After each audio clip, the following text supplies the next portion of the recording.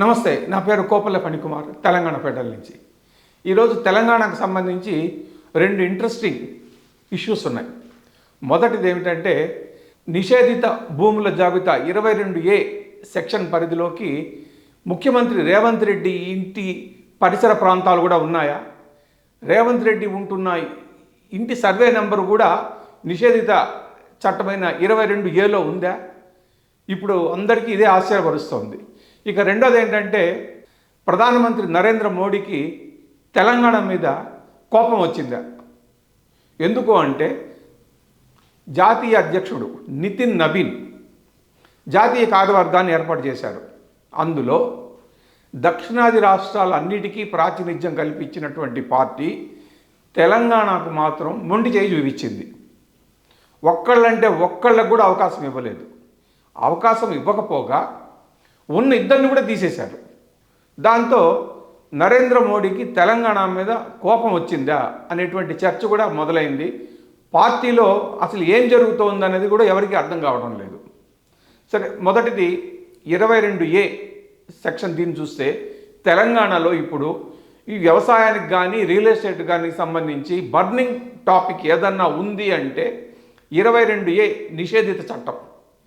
ఇది జనాలు అంటే కొన్ని లక్షల మంది భూ యజమానులు కావచ్చు, ఆస్తుల యజమానులు కావచ్చు, తీవ్రంగా కలకలం రేపిస్తోంది. ఎందుకు అంటే, వాళ్ళు అమ్ముకోవడానికి లేదు, ఎవరు కొనుక్కోవడానికి లేదు. తమ భూములు అంటే తమ ఆస్తులు అసలు నిషేధిత చట్టంలో ఉంది అన్న విషయం కూడా తెలియకుండానే యజమానులు ఇతరులతో అమ్మకాలు కొనుగోళ్లు చేసేసుకుని, అగ్రిమెంట్లు చేసేసుకుని డబ్బులు కూడా ఇచ్చి పుచ్చుకుంటున్నారు. రిజిస్ట్రేషన్ సమయానికి రిజిస్ట్రార్ ఆఫీస్కి పోయినప్పుడు తమ ఆస్తి నిషేధిత చట్టం 22Aలో ఉంది అని తెలిసేటప్పటికీ ఆశ్చర్యపోతున్నారు. ముందు ఆశ్చర్యపోతారు, ఆ తర్వాత ఇక లబోదివం అంటూ ఏడవడం మొదలు పెడతారు. ఎందుకు అంటే, అసలు తమ ఆస్తులు నిషేధిత చట్టంలో ఉన్న సంగతి కూడా అసలు ఆస్తుల యజమానులకు తెలియటం లేదు, ప్రభుత్వం చెప్పటం లేదు. రిజిస్ట్రేషన్ ఆఫీస్కి వచ్చినప్పుడు మాత్రమే ఈ విషయం బయటపడుతోంది. మరి అప్పటికే చేసుకున్న అగ్రిమెంట్లు, ఇచ్చిపుచ్చుకున్న డబ్బులు, మరి వాటి సంగతి ఏంటి? మరి ఆ నిషేధిత చట్టంలో నుంచి బయటకు తీయాలంటే మార్గం ఏమిటి తెలియటం లేదు. వీళ్ళు రిక్వెస్ట్ లెటర్లు పెట్టుకున్నా కూడా రెవెన్యూ అధికారులు స్పందించటం లేదు.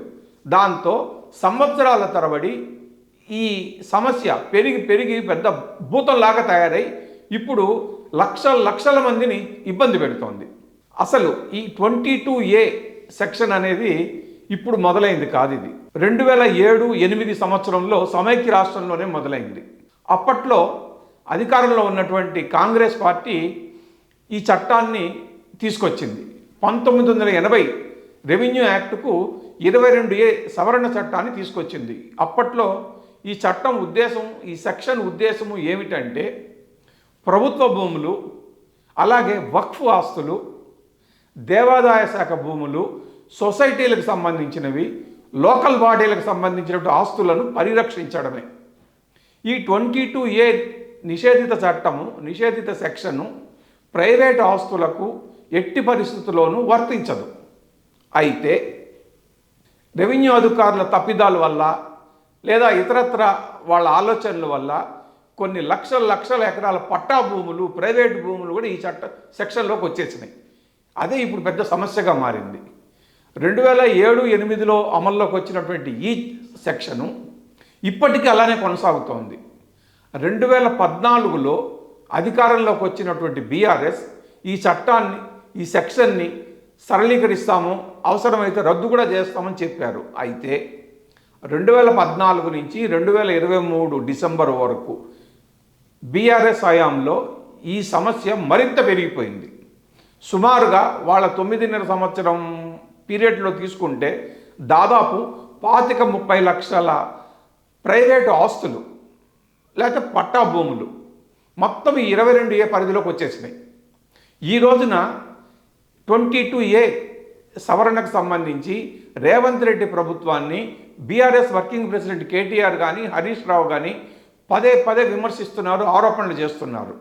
నిజానికి వాళ్ళ హయాంలో కూడా కొన్ని లక్షల ఎకరాల పట్టా భూములు ఈ నిషేధిత సెక్షన్లో ఉన్న విషయం వాళ్ళు కన్వీనియంట్గా మర్చిపోతున్నారు. వాళ్ళు తమ హయాంలో ఏం జరిగిందన్నది వదిలిపెట్టేసి మర్చిపోయినట్టుగా నటిస్తూ ఆ సమస్య ఏదో రేవంత్ రెడ్డి ప్రభుత్వం వచ్చిన తర్వాతే మొదలైనట్టుగా వాళ్ళు కలరింగ్ ఇస్తున్నారు. అది ఆశ్చర్యంగా ఉంది అందరికీ. బీఆర్ఎస్ హయాంలో ఈ నిషేధిత సవరణ అన్నది ధరణికి లింక్ చేయడంతో సమస్య బాగా పెరిగిపోయింది ఒక్కసారిగా. అందువల్లనే ఇది ముఖ్యంగా రైతులను, మధ్యతరగతి వాళ్ళ మీద తీవ్ర ప్రభావం చూపించింది. ఎందుకంటే ఏదైనా ఒక బిడ్డ పెళ్ళనో లేకపోతే పిల్లల పై చదువులకు విదేశాలకు పోతున్నారనో సమయంలో ఆస్తులను కుదవబెట్టో లేకపోతే అమ్ముకునేసో ఆ డబ్బులు ఆ పెళ్ళి చదువులకి పెట్టుబడిగా పెట్టాలి అనుకుని చాలామంది అమ్మకానికి ప్రయత్నం చేసినప్పుడు 22A అడ్డుపడింది.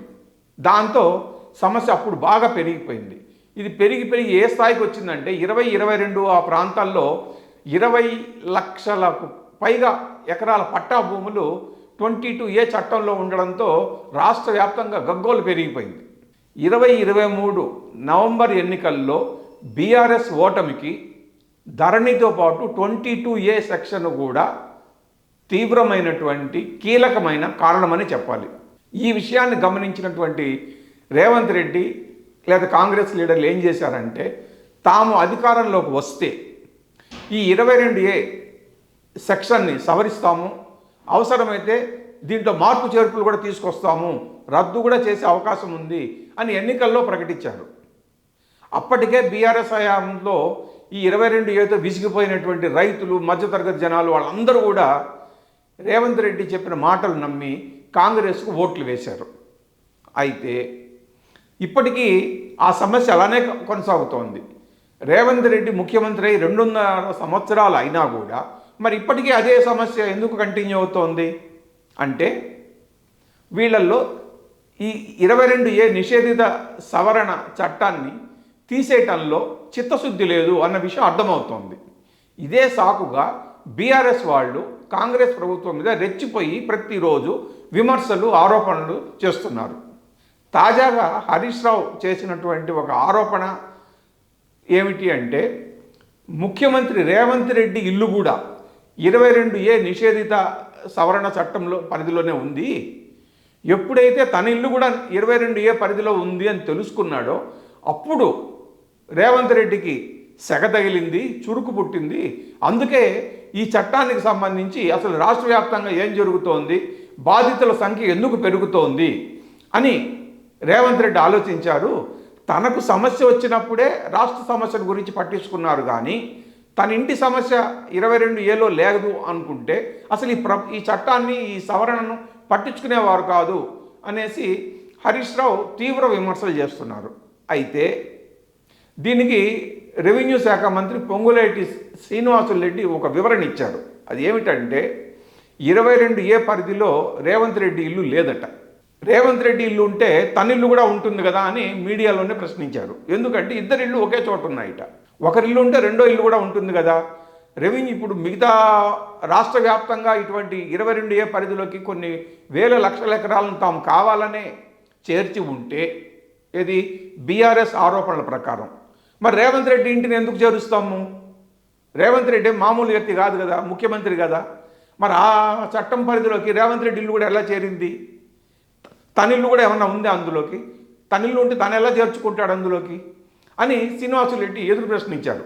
ఇక్కడ మంత్రి ప్రశ్నలో ఒక లాజిక్ కూడా ఉంది.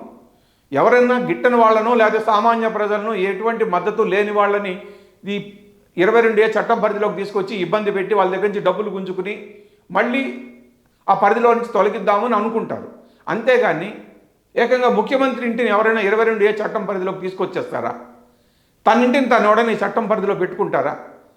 అంటే ఇక్కడ హరీష్ రావు చేసే ఆరోపణలు ఇతరత్రా చేస్తున్న ఆరోపణలాగే ఈ రేవంత్ రెడ్డి ఇల్లు 22A పరిధిలో ఉంది అనేటువంటి ఆరోపణకు కూడా ఎటువంటి ఆధారము లేదు.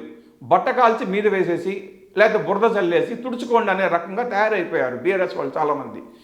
ఈ ఆరోపణ కూడా దాదాపు అటువంటిదే అని మనకు అర్థమవుతోంది. ఏది ఏమైనా ఒక 2 వారాల్లో ఈ సమస్యను పరిష్కరిస్తాము అని ప్రభుత్వం పదే పదే చెప్తోంది. మంత్రి కూడా దీని మీద రకరకాల రివ్యూలు ప్రతిరోజు చేస్తున్నారు.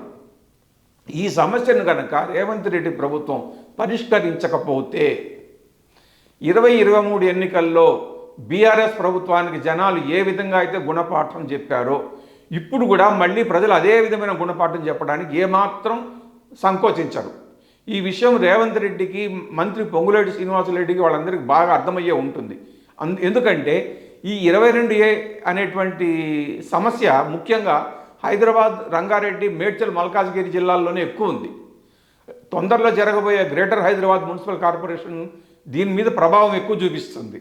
కాబట్టి వీలైనంత తొందరగా ప్రభుత్వం మేల్కొని ఈ చట్టంలో అసలు సమస్యలు ఏమిటి, ఎందుకు నిషేధిత చట్టంలో కొన్ని వేలు లక్షల ఎకరాల పట్టా భూములు చేరిపోతున్నాయి అన్న విషయాన్ని గుర్తించి అనవసరమైన వాటన్నిటి మీద నిషేధం తొలగించి యజమానులకు కొంత స్వాంతన కలిగించకపోతే భారీ మూల్యం చెల్లించుకోక తప్పదు అనేది అర్థమవుతోంది. మరి మంత్రి చెప్పినట్టుగా 2 వారాల తర్వాత ఏం జరుగుతుందో చూడాలి. Thank you.